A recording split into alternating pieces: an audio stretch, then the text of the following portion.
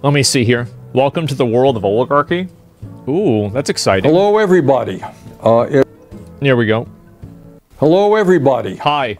As I am sure you have heard, there is a lot that's going on here in Washington, D.C. So let me say a few words and try to explain it. Okay. Bottom line, after all is said and done, is that after months of negotiations, Senate Democrats and House Republicans reached an agreement called a continuing resolution, which would continue to fund the government for 3 months. Okay. Frankly, that agreement was not something that I was all that excited about, but it was better than nothing. Okay. And I was prepared and am prepared to vote for it. Okay. And one of the reasons is that it contained a reasonable increase in funding for primary health care, something that I feel very strongly about and that my committee, the Health, Education, Labor, and Pension Committee, is responsible for. Sure. And given the enormous crises that we're facing in health care in this country today, it really would be of help to many millions of Americans. It's true. What this legislation would do is significantly, or modestly at least, increase funding for community health centers all over this country, which treat about 30 million Americans That's a lot. who are low income or working class. And it would also increase the number of young doctors who go out into rural America and also into underserved areas. That is where we need the doctors and the nurses, and that's what this legislation would do. Yeah. In any case, within the House of Representatives, the Republican House, and the Democratic Senate, there was widespread agreement on this resolution, and it was just about ready to be passed. In fact, the Republicans posted it on their website. We were ready to go. But then, out of nowhere, the wealthiest man in the world, Elon Musk. I think that the problem is that, and I could be really off base on this because I've only looked at this a little bit, but it seems like when bills like this get passed, it's almost like you have a shopping cart full of items, and each item is a different type of, incentive or funding or something like that. And so, like, I don't think anybody would be against this if it was an individual bill. But the problem is that I think a lot of people see all of these bills being bundled together, and then they kind of use what I would say is, I think this is kind of like emotional language, right? Where you're like, okay, well, now you're against funding underprivileged schools or underprivileged, like, doctors or something like that. Well, that's not really what the problem is. And so, like, if you have inside of a bill, you're talking about funding for, let's say, for medical stuff, and then you also have something for, like, the military, like, these should be separate things. And I think that's what people have a problem with the most. And I think also when these bills end up not getting passed, what happens is that people try to look at one aspect of the bill and use that as like an emotional draw. It's like, well, this is for children's cancer research. Do you want to stop children's cancer research? And it's like, well, no, of course I don't, but I also don't want to fund this other thing that I think is problematic that's in the same bill. And so there's just a lot of, I think, very disingenuous language going on with this. And this also, by the way, I'm not an expert in this, right? I'm not an expert, but this is what I've been reading about this a little bit, and that's what I think that the problem is. And I think people are starting to realize that. Began tweeting his opposition to this legislation. Yeah. In fact, he was very blunt about it. Yeah. He told Republicans that if they voted for this proposal, which they had already agreed to do, he would take out his wallet and spend as much money as it took to defeat them in primaries and drive them out of office. You got that? That's been going on forever, and that happened to Bernie Sanders. The thing is that, he's right, and, I don't think that it's a good thing that people like Elon Musk have as much political power as they do. I think it's very bad. But the reason why I think that a lot of people aren't going to be as sympathetic is because there have always been people like that, like Bill Gates, or you could look at like George Soros or something like that. I think George Soros is a bit overblown, but, you know, as another example, you have Jeff Bezos, Mark Zuckerberg, like all of these people have been doing this for years, right? It's not okay, it isn't. But, well, the problem is that when you create a game and then somebody beats you at your own game, you can't say that the game is rigged. You see what I'm saying? Take a deep breath and appreciate what's going on here. The wealthiest person in the world, who spent at least $277 million to elect Donald Trump in a Republican Congress, has now claimed complete ownership of that party. Well, I mean, you don't even need to go that far. You can look at Donald Trump himself. He's also a billionaire, and he basically owns the Republican Party. Like, he totally took it over. And what you're saying is, hey, Republicans, forget your constituents, forget your constitutional responsibilities. Yeah. If you don't do what I, Elon Musk, want you to do, you're out of office. Well, anybody can do that. Yeah, that's the thing. And I think this is very problematic as well. But, I mean, the thing is that Bernie Sanders, this is the truth. I think Bernie Sanders would agree with what I'm saying, too, because he's been a victim of it. Bernie Sanders has been a victim of this oligarchy 2 times, in 2016 and 2020. But the reason why I think that it falls on deaf ears is because this system has been used for so long, and I don't think that people care that now it's being used in their benefit. Yeah, he would fight it. No, and I respect Bernie. Like, you guys might not know this. I'm a huge fan of Bernie Sanders. I love Bernie Sanders. I think he's great.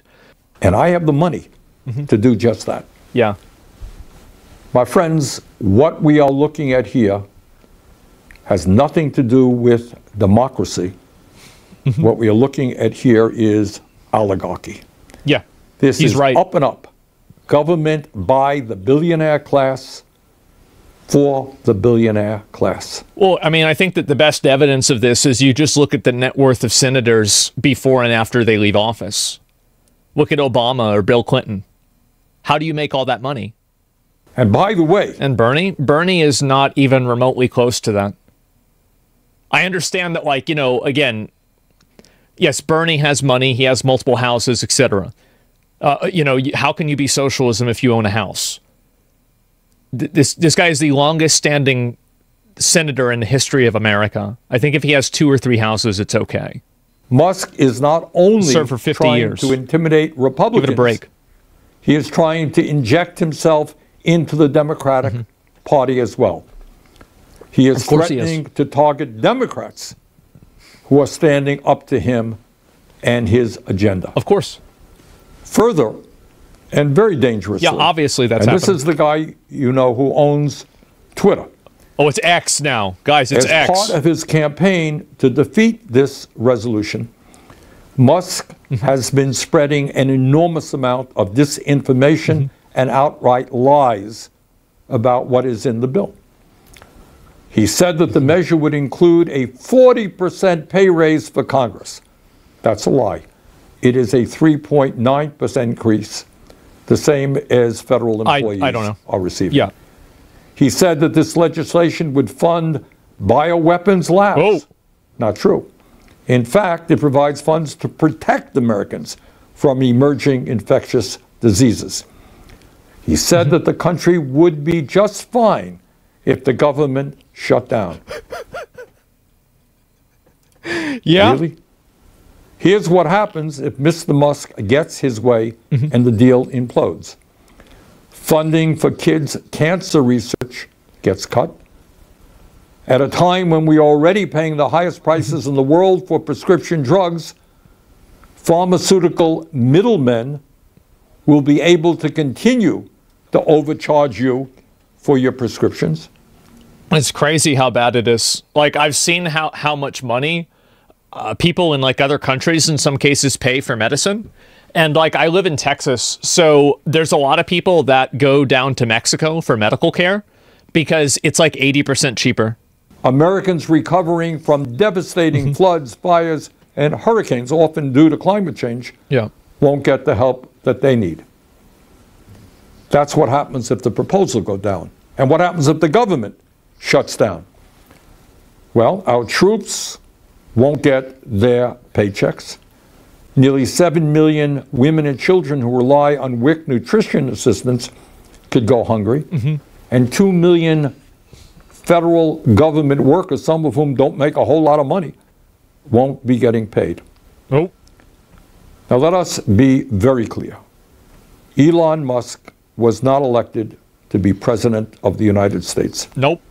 In fact, he was not elected to be dog catcher. And by the way, what all of this hoopla is really about, above and beyond everything I'm talking about, is that when Trump and Musk come into power in late January, do you know what their first order of business will be? You think it'll be to fix health care? You think they're going to put all the minorities and women in jail? Deal with climate change? Deal with homelessness? Well, if you put thought all the that, homeless you're people dead in wrong. jail. Their first order of business will be to provide massive tax breaks for the wealthiest people in this country and the largest corporations. So think about it. At a time of unprecedented income and wealth inequality, when Musk himself is worth almost $500 billion. It's a lot of money. What these guys want to do is give more tax breaks to billionaires. Which, by the way, I support that. Like, I think that if you make a lot of money, you should pay more taxes. Like, I think that right now, like, it caps at 39%. There need to be, like, probably 3 or 4 different, like, tiers above that. So, like, I think 39% is, like, $400,000. That's, like, way too low. Because, like, a lot of people make more money than that. So, like, if you're making $2 million and one person's making $2 million a year, the other person's making $20 million a year, there should probably be a tax distinction there. And the heads of large corporations. So where do we go from here? Let us understand the gravity of what we are dealing with. This is not politics as usual. This is not just Democrats versus Republicans. I don't know. I mean, I don't know really, like, I don't know if I agree with him about it not being politics as usual. Because, like, for as long as I've been alive, I've been seeing all types of corruption. I think that here's a great example. I think that the ban of TikTok is a really good example of that. I think that the people that are advocating for banning on TikTok, I bet if you look at the amount of money that they're receiving from Western social media companies, I think that you can draw a line if you put all those points on a graph. That's what I think. Versus liberals or progressives. It's much deeper than that. What we are dealing with right now is that the billionaire class, which owns so much of our economy, which owns so much of our media, they are now moving aggressively to own our political system as well. I don't know about owning the media. I feel like when every single mainstream celebrity comes out and supports Kamala Harris, I feel like they do own the media, but it's a different they. Right? I mean, I can't be the only one who's seeing this, right? I mean, I don't think this is an actual... I think with Bernie it is, because I respect Bernie a lot, and he's been talking about this and speaking out against this for years. But I think that in a larger sense, this is not a principled issue. It's something that's circumstantial around who is currently in ownership of that power. So we got a lot of work in front of us. We've got to educate, we've got to organize, and we have got to stop them. Thank you very much. Have a great holiday season. Yep. Well, there it is. But all my point is that the reason why I don't think there's as much, like, consolidated, like, worry and fear about Elon Musk is because people have thought the government has been bought and paid for years.